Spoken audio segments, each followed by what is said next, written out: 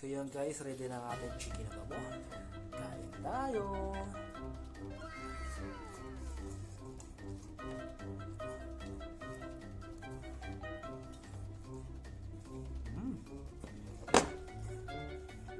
Yo, what's up guys? For today's videos guys, magluluto tayo ng ulam guys. Adobong chicken. Let's go! So yun guys, nakaready na ang ating ingredients. Ating sibuyas, saka bawang. Ang ating chicken ay na-chop-chop ko na rin po. At nag-iinit na ako ng kawali guys. At pag mainit-init, lalagyan ko na siya ng mantika guys. So yun guys, nailagay ko na yung mantika at mainit-init na. Lagyan na natin ang ingredients. Sinabay ko na ang sibuyas bawang guys. Lutuin natin hanggang sa maging light brown ating ingredients guys. Lutuin lang natin guys hanggang sa maging light brown ang ating sibuyas bawang. Ayan guys, malapit-lapit na po siyang mag light brown. Actually pwede na rin po siya guys. So ilagay na natin guys ang ating chicken. Yan.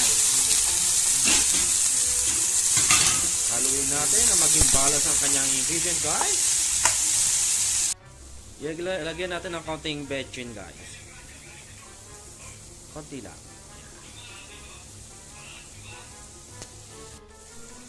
Commercial break!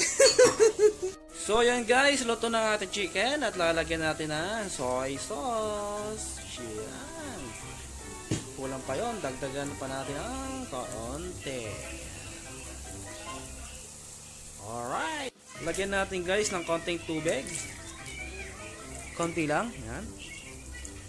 Okay na yan. Yan guys, lagyan din natin siya ng sugar, yan. Isang stick lang siya guys. Yan. Hindi masarap pag masyadong matamis. Yung light sweet lang siya guys. Yan. Isunod natin guys ang vinegar. Vinegar guys, dato petit. Yan. Lagyan natin siya ng konti. Okay na yun guys. Lagyan din natin ng konting asin guys, yan. Konti lang. Basit lang, gamay-gamay lang. Alright. Parang kulang pa guys ng lasa. Lagyan natin ng konting patis. Yan. Ang patis ang ating sekreto guys. Sekretong malupit. Konti lang. Enough.